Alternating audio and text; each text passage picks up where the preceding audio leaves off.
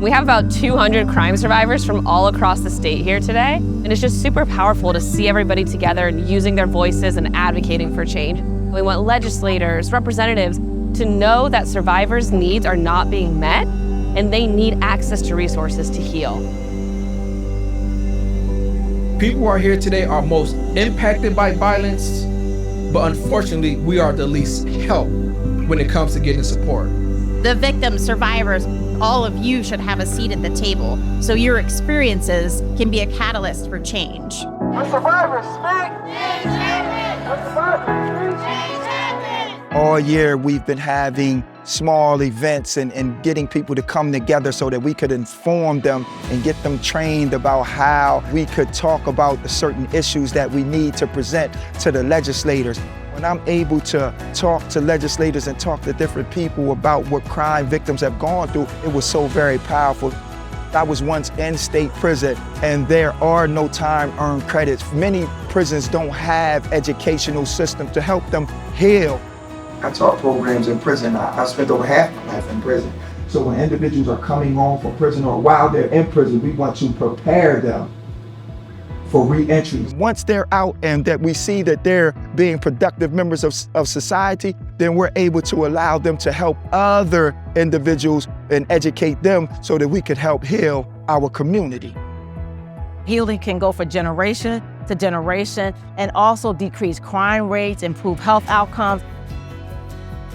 I'm a licensed psychologist, certified trauma therapist, and I am the founder and proprietor of the first trauma recovery center in Pennsylvania. We provide trauma recovery centers in our cities and our states. We are actually decreasing the crime rate, but people don't understand that. Hurt people hurt me. Exactly. And so we're here to try to buffer all of those things. I get it. I understand. I agree.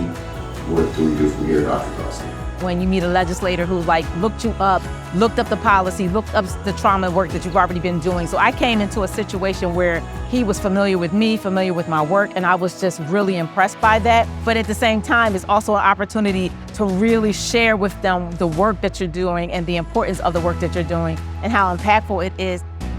What do we want? Healing! What do we want? Yeah! What do we want? Healing! Being a survivor can be traumatic enough, and not knowing whether you'll be able to keep your job or home during that time can make things worse.